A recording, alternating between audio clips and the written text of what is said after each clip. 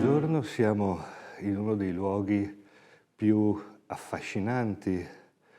della vita artistica di Giambattista Tiepolo e della città di Venezia. Siamo nel salone di Palazzo Sandi, dove il giovane Tiepolo esordisce come decoratore ad affresco in città. Lo fa con un'opera straordinaria di un artista non ancora trentenne, che quindi vuole in qualche modo presentarsi alla città con un'opera ambiziosa. Il soffitto di Palazzo Sandi è anche molto importante per la sua unicità del racconto. Il committente è Tommaso Sandi, che appartiene a una famiglia di giuristi, di avvocati, ed è avvocato egli stesso, una famiglia che ha da poco acquistato il titolo di patrizio veneziano. Il soggetto che Tommaso Sandi sceglie è quello della celebrazione della sua professione, o meglio la celebrazione delle leggi e della giurisprudenza sulla storia dell'uomo. Lo fa riunendo in qualche modo ed esibendo quelle che sono le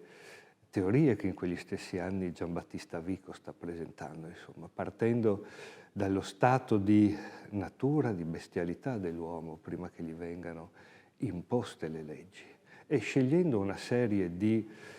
esempi classici che in qualche modo esprimono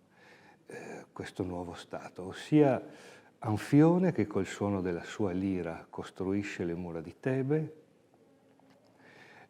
un episodio rarissimo come quello di Ercole Gallico raccontato da Luciano che mostra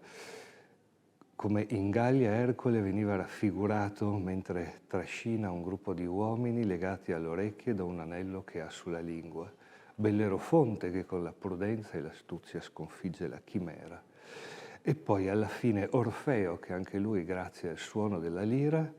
riesce non solo ad ammansire le fiere ma seppure per un attimo sconfiggere la morte e portare con sé Euridice. Fatto curioso è che i primi legislatori sono poeti che grazie al suono dei loro strumenti riescono a pacificare la natura umana. Ma quello che soprattutto celebra questo soffitto è l'arte di Giambattista Tiepolo, che impagina una straordinaria scena narrativa con figure assiepate lungo il cornicione del soffitto e che si muovono con una straordinaria forza, capacità narrativa e che proprio per questo affresco che egli realizza qui a Palazzo Sandi si candida a diventare il più grande artista del Settecento veneziano.